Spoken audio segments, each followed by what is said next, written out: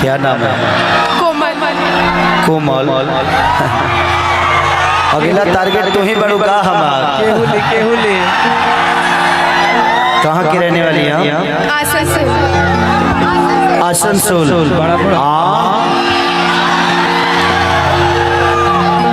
तू आसनसोल से हो? आयो दादा जोड़ी जमल बा। का बढ़िया के तरह लोग एगो हीरो मिलो तो लोगों को खेत दहला लो। बहुत बढ़िया, बहुत अच्छा। सब पीछे बड़े कि अपना बाजार में हमारा के आवे देबुका। तो एगो बात बताई तो बताए देबुका। अलाई बन से नूरा लगा। थोड़ा सा मैं चाहता हूँ कि थोड़ा सा हमारे इंस्ट्रूमेंट को थोड़ा सा खाली करवा दीजिए भैया। यादव जी थोड़ा सा सबको साइड करा दीजिए ताकि मैं देख सकूं अपने इंस्ट्रूमेंट में। थोड़ा प्रॉब्लम हो रही है।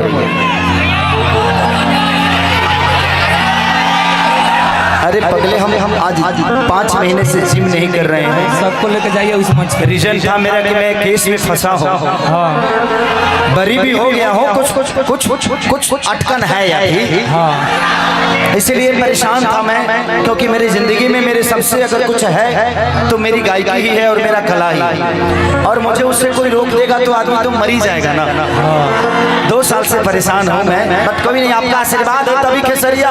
अब 2 साल क्यों ना गए बादो तारा लोग तना भर के प्यार मिलता। हमारे के ना रोके हंसो तो हम आग लगा दे। बस वेट है 22 तारीख को रंग दे बसंती के लिए कि आप लोग अगर लगती है ईश्वर से प्रार्थना करिए कि लग जाए। सेंसर बोर्ड हमें प्लीज।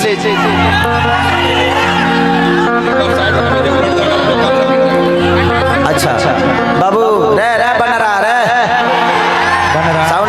साउंड पर से उतर जाओ जहाँ साउंड अब गिरा कई जना के गिर जाई। थोड़ा सा यादव जी थोड़ा सा साइड कर। आप तो यहाँ से हटिए ना, यहाँ से, ताकि मैं इंस्ट्रूमेंट को देख सकूं। सर अभी इन लोगों को देखने के लिए मुझे चाहिए। आओ तो नहीं खेते ही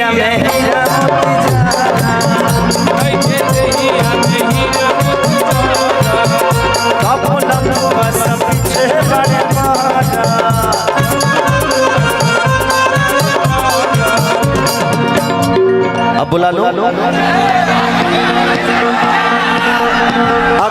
अगर इस कला का कोई विरोध करता है तो समझिए कि वो धरती का सबसे बड़ा दुश्मन है। वो लड़की नहीं, वो डांसर नहीं, वो कलाकार है। आइए आप लोग और यहाँ लोगों को कला से मतलब है। अगर कोई अपनी राजनीति सीखता है तो सीखने दो, इनका तो काम ही है राजनीतिक सीखना। सर इस धरती पे विकास के लिए ना बहुत कम ऐसे लोग हैं जो लड़ते हैं। तो मैं आपसे कहूंगा कि दुनिया के लिए मेहनत करने से अच्छा है ना जो अपना स्टैंड खुद लो। ये देखो स्टैंड लेने का मतलब है जब पी के मुड़िए पर चढ़ जावे रे पगला। ये कौन स्टैंड ले हल रे? हमारे मुड़िए पर आके स्टैंड ले हल। मैं सबसे रिक्वेस्ट कर रहा हूँ प्लीज आप दूर से प्यार करिए। आप एक आदमी आएंगे, आपको देख के 10 लोग आएंगे और एक कार्यक्रम बंद हो जाएगा। कोई फायदा। तो मैं सबसे यही कहूंगा कि किसी दूसरे के औलाद के पीछे और किसी दूसरे के सिंबल के लिए मेहनत करने से अच्छा है कि खुद का सिंबल बनाओ। और हमें नेता नहीं, एकता चाहिए। ब्रह्मदेव प्रसाद जी से एकता के साथ आप लोगों को जोड़ रहे हैं। भगवान करे ऐसे ही जोड़ते रहे। और आप लोग यहाँ से आप लोग हटिएगा कि हम हट हैं। आप लोग कार्यकर्ता होकर ही चीजों को खराब कर रहे हैं महाराज। पीछे थोड़ा सा पीछे कर लीजिए। जब तक मैं उनको देखूंगा नहीं मेरे कोऑर्डिनेशन कैसे होगा। आओ बेटा आओ। वेलकम है आप सभी का। जो अरे छोटकी जो होने जो यहाँ पे हमारे बहुत सारे यूट्यूबर भाई भी आए होंगे। हाँ मैं सबसे आपसे रिक्वेस्ट यही करूंगा कि चीजों को बेहतर तरीके से आपका भी काम है रखना। वही में भी लागल बड़ा आप लोग। अगर आप अश्लीलता पे बात करेंगे तो दुनिया अश्लीलता ही देखेगी। बटले बा तो आप अच्छी बातें करिएगा तो दुनिया अच्छी तरीके से जाएगी। तो नइखे देखी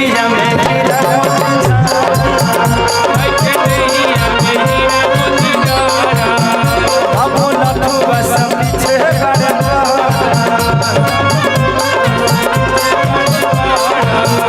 अपना पतारा में हमारा के आवे देबुगा, अपना पतारा में हमारा के आवे देबुगा।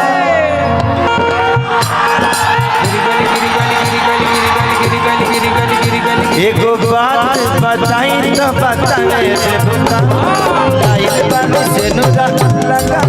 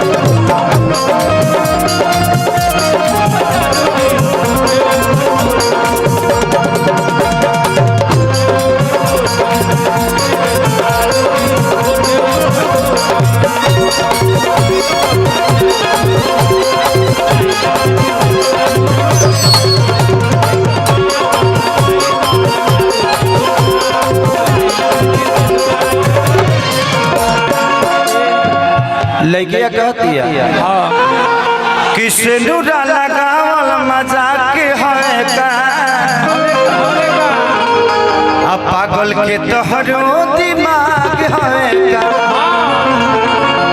तो खेसरिया कहता कैसे कैसे कि दिल जहाँ लागे दिमाग ना लगे, पूछ ले लिए से कि खराब ना लगे।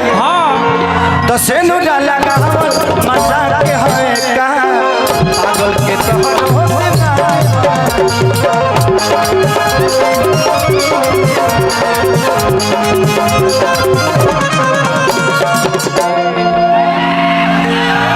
क्या नाम है?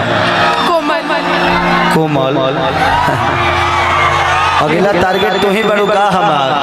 केहुली कहाँ की रहने वाली है? आसनसोल। बड़ा बड़ा तू आसनसोल से हो?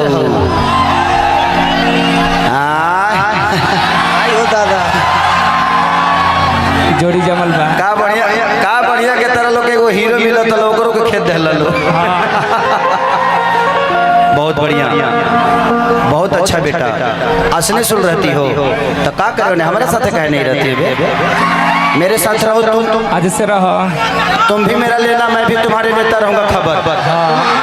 एक दूसरे का खबर लेते रहेंगे, तुम कैसी हो मैं कैसा हूँ। किसे नुरा लगा मजाक है का, पागल के तोहरो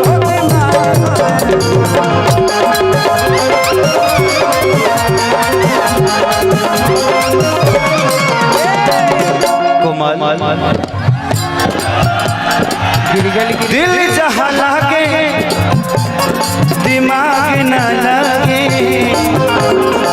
पूछ लेने ऐसे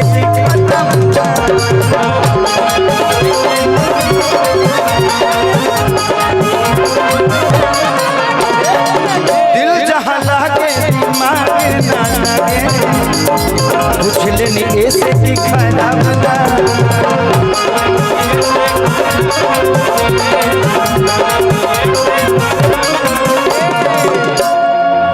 तो अपना मछरी में कंडा फंसा देबुगा। बोला फंसा देबू। अपना मछरी में कंडा फंसा देबुगा। एगो बात बताई तो बताए देबुगा, आई बन से नुरा लगा।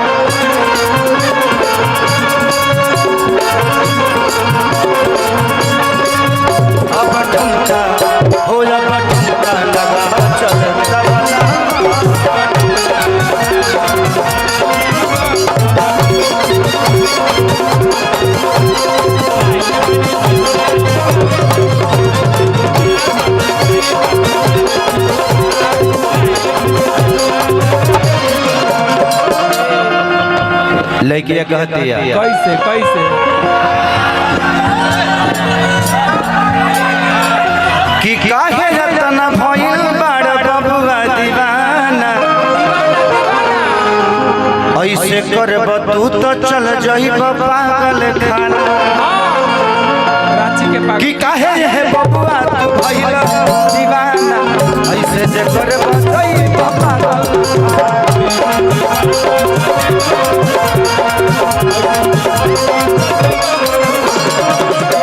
लइका कहता कैसे कहता कि दे दे तू लाइन हाँ तो तहरा पमरती पागल पागल होके रांची में